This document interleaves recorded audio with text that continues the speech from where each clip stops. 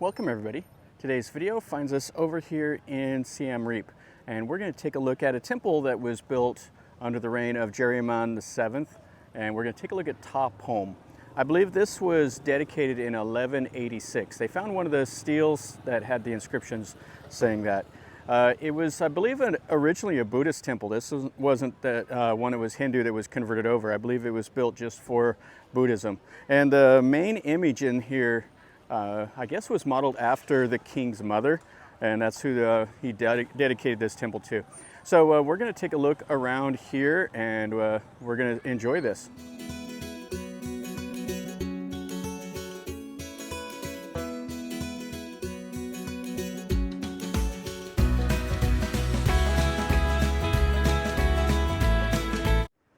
This is what it looks like outside of the temple.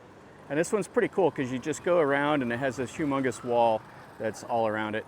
And then over here is all the parking for the tuk-tuks and vans and buses and just people going every which direction here. So we're going to go in the east entrance, and this temple here was built without the use of mortar. So the trees, whenever it was abandoned, the trees have taken over and kind of pushed the stones all around. So they check your tickets. They check them like all the time here. So when you come into the park, they check them, and then they check them at every temple. And they say that because that way they're making sure that nobody gets in here without a ticket. Okay, so you can see some of the renovations over here. And then this is the wall. So we're going to climb over this wooden bridge into the temple.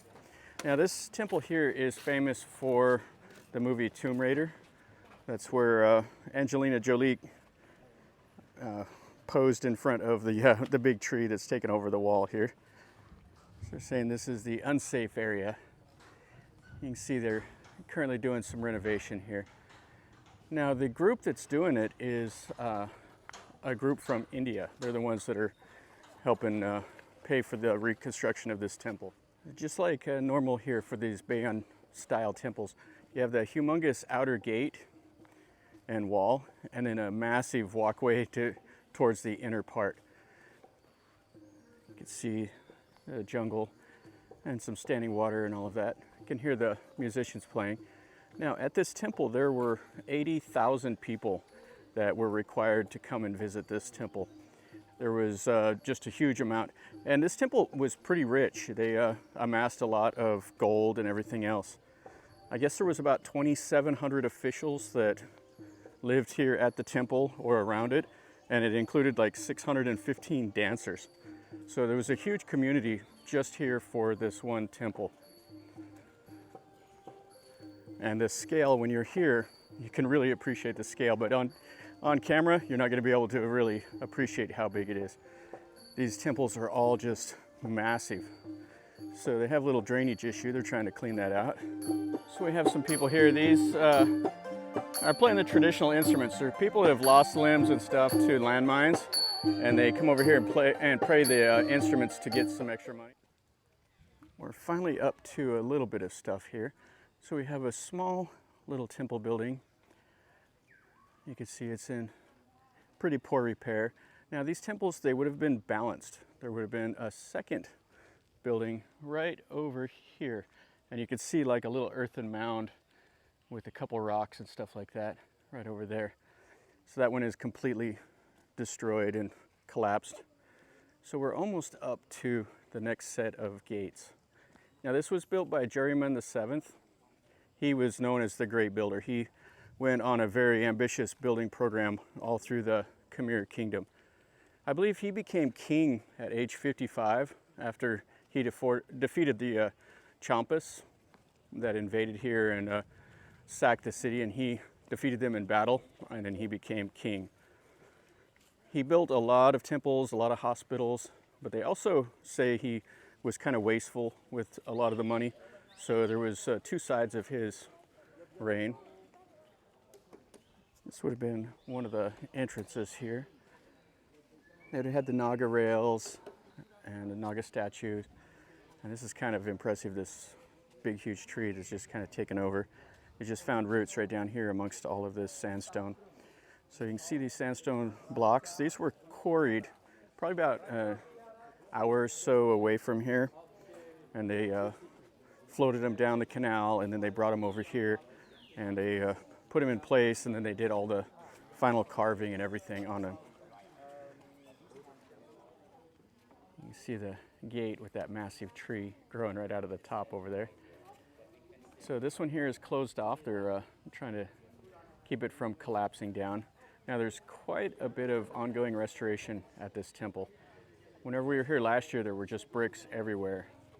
So it looks like they've gotten a little bit more done here, but it's still like a daunting task. So we can see one of the murals right here on the gate. Now right there used to be a Buddha image, but they chiseled it off.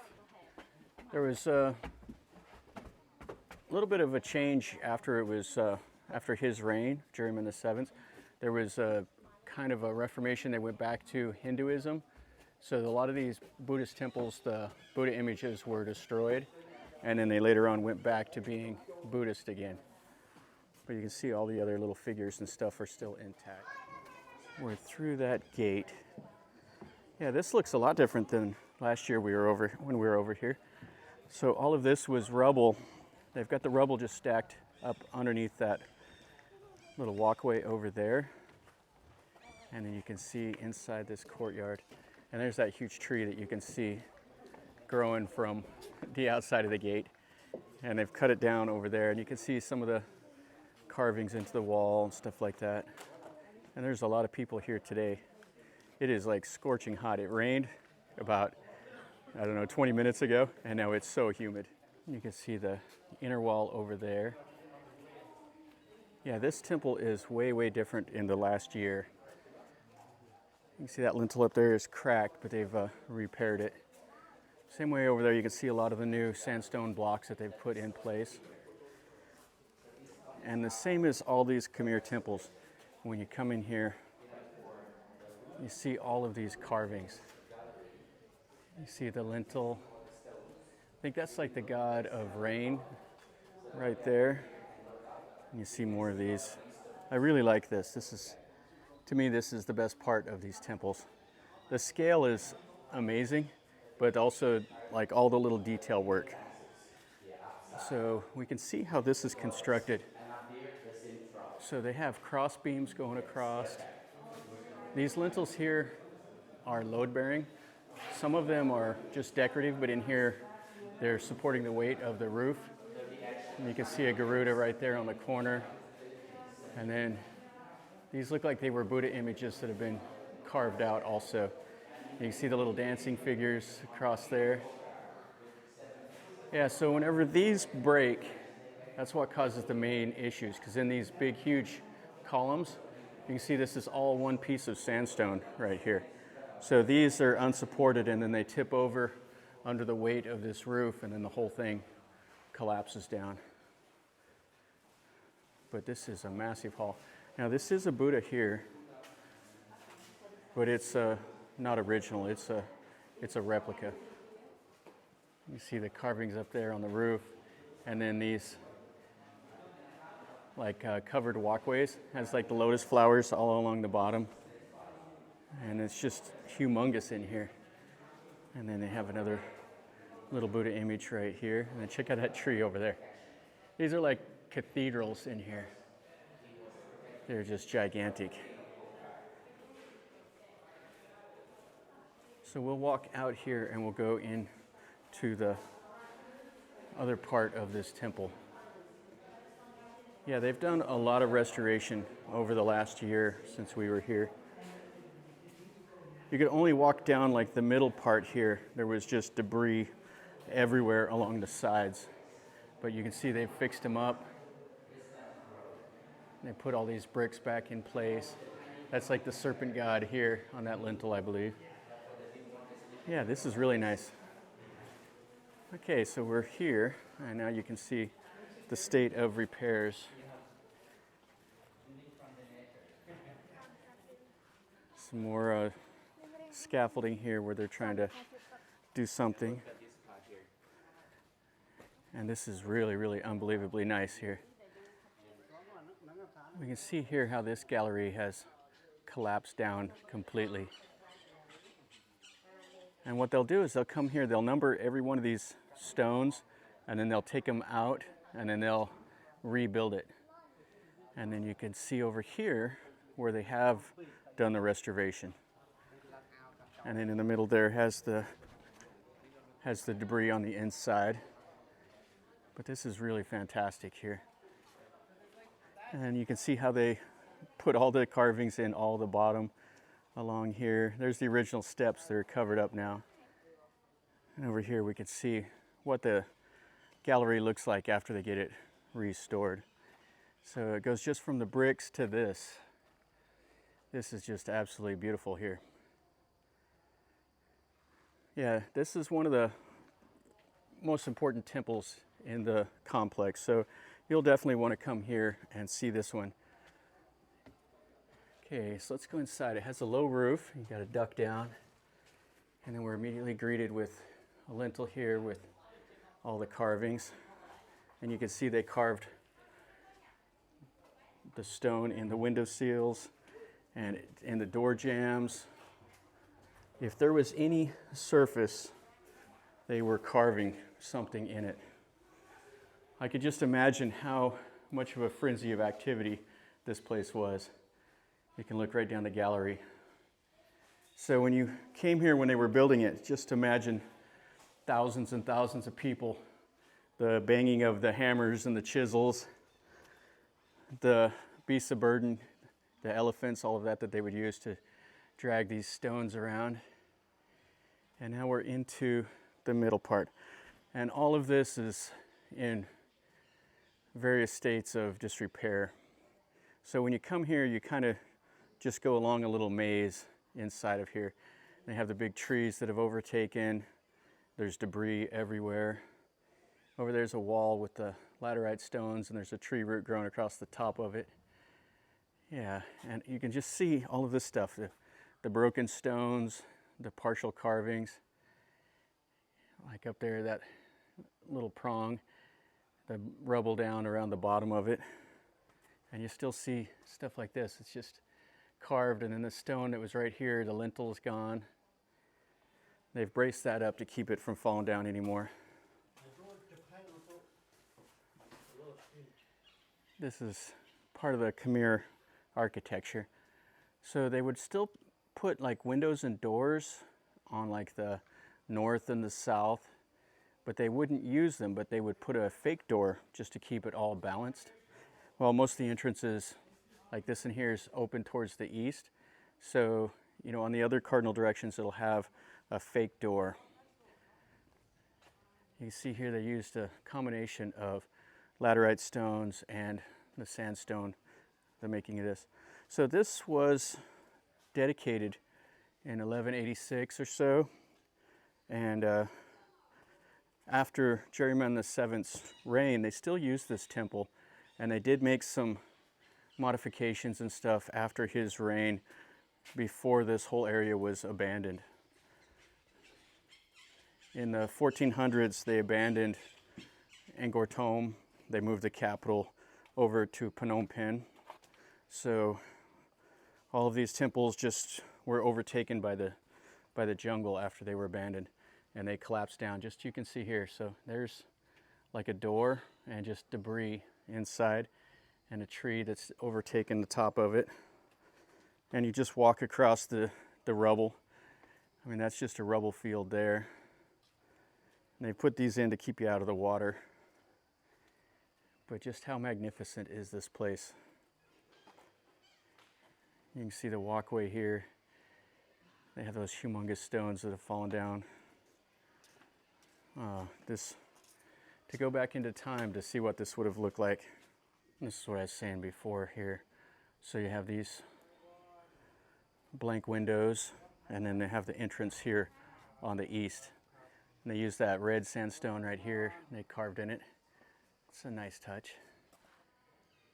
So we can see here, you just come around here, and what's cool about this place is it's just a combination of the man-made structures with nature, kind of how nature is overtaking it again. All the moss growing on these rocks, the trees that have grown in. And just the carvings are amazing. I really like this.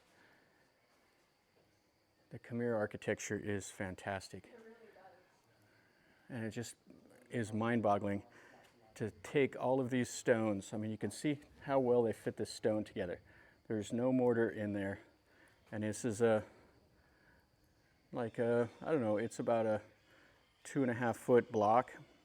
And they just, they quarried it, they brought it in here, they fit it in to the wall.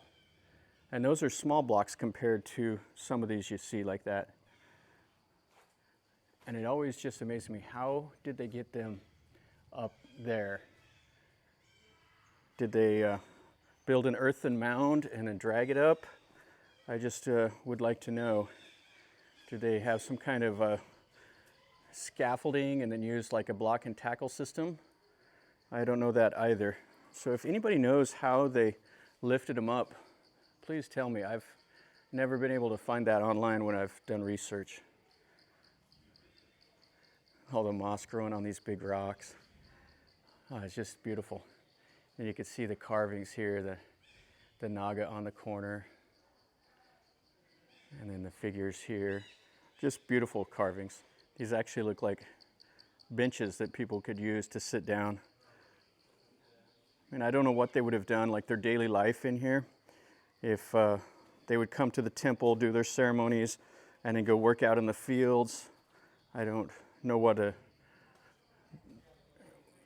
daily thing would be for the Khmer back in this time. So we have some more of like an image here. Looks like they've just piled up a little bit of stuff with it. You see this massive tree. And you can see how the roots have just went right underneath those stones. Yeah, it's just completely taken over. And so that's what the biggest problem is that pushes those stones out of place, and then it causes them ultimately to collapse.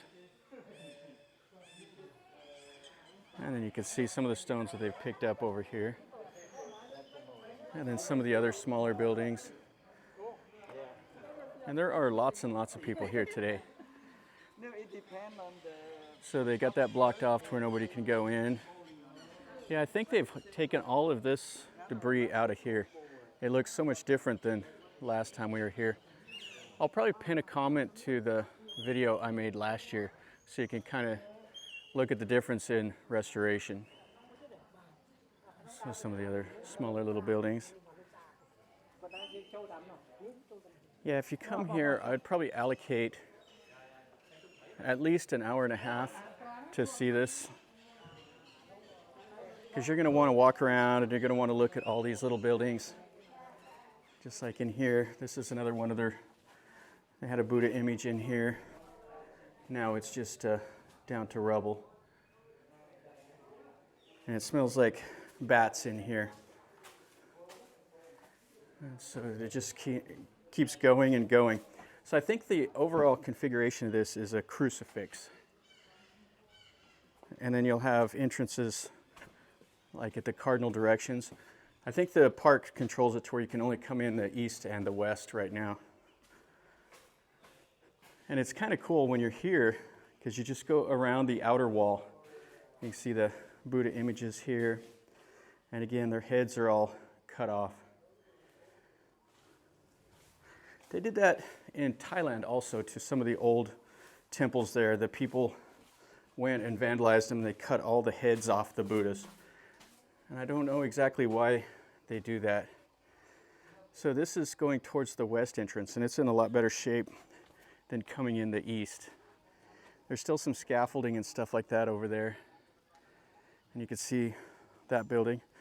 Now those have those like cone things on the top. I've seen some of those at like the 9th and 10th century temples. And I'm not exactly sure the reason why they changed the styling of those. But here's the naga tail and the naga head. Kind of cool. Have little dragonflies buzzing around in here. And then you can see over here, this would have been some of the water on the other side of that wall. And then we have another entranceway, the gopuras, I think is what they called those. And you can see the the wall that's just kind of collapsing down.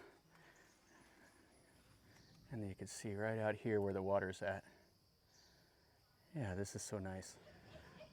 You can see the inner wall here, and then the moat around the temple. So they built a wooden bridge to go across it here. And they do have a couple little data plates here talking about the restoration by the India group, where they've fixed up the base, the foundation, and you can see what the entranceway looked like before and what it looks like now. Okay, so if you want to walk all the way through, that goes over towards the west entrance, and it'll look exactly the same as the east entrance. Let's go back in and take one more look at it. And they would have had some lions here on each side. So this walkway is even in really bad shape, and they just built the wood up over the top of it. And there's another tree growing right here. So all the balustrades have all broken. That's the naga tail.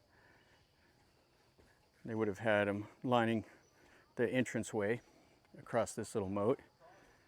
And then we'll go into here again.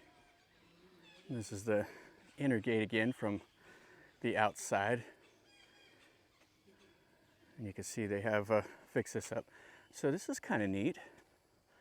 I haven't noticed this before. That looks like a Garuda that they carved in the backside of the Naga. So this would have been a Naga head on this side with the Garuda on the backside. Huh. You see here the gallery. It comes to a stop right there, and then all this, more of these just absolutely massive trees. Yeah, so we're walking around. They are keeping you from being able to go straight into the center courtyard. How cool is this looking though? Oh, it's just amazing. You see the use of the Naga here again at this Gopura, but it's all collapsed down, so you can't go in that doorway. This is on the, what side is this? This is the north side. So this is the end of that gallery, and this is where they fixed it up. So this has all been restored here, and you can just see. So they had the high thresholds you would have climbed over, and then it's just kind of up and down. Yeah, this is awesome here. So this is our last look here at the inside of this Ta Prohm. Hear the birds, see the trees. Yeah, it's quite cool. All the little carvings and this massive building here. So I just wonder where they did all the dancing at. If they had those 700 dancers that were always here. And then who did they dance for also? Yeah, this is fantastic. You can see the inner courtyard entrance on the east side here. Yeah, this is so amazing here. And all around here, all those little carvings. Just amazing. This is what it looks like outside of the wall. See all those buildings, the trees, you hear the birds, and then just out here in the jungle are the water storage and everything. And they lined those with sandstone. I mean, all of this was just rock and rock and rock. That's gonna finish up our video over here at this 12th century temple. This is unbelievable. Ta Prohm, I believe that means like Ancestor Brahma. And this was one that was built under the reign of King Jayavarman VII. He built so many of these temples. The more famous ones that you see were all built pretty much under his reign. There was a few others that are pretty important, but he initiated such a massive building program. So they built temples like these, and this is so cool. This is one, when you come to Angkor, you're gonna wanna stop here and look at this. It's worth about 2 hours of your time. Come in, walk around, take some pictures, and just enjoy the way nature has kind of integrated itself back into this temple. So anyway, if you did enjoy this video, make sure you smash like. All the likes help me. Leave me a comment, tell me what you think. If you have any questions, ask me to comment down below. All that stuff helps my channel, helps the videos get promoted so more people can view it. And if you're new here, subscribe. I've made a lot of videos here in Angkor. I've made videos in Thailand and Japan, and everywhere I travel I try to make some videos of where I go. So if you like this open-ended, like just a running narrative, it's unscripted, then you know, stick around and you're notified when I post a new video. And from over here at Ta Prohm in Siem Reap, remember, life is a journey. Until next time, enjoy.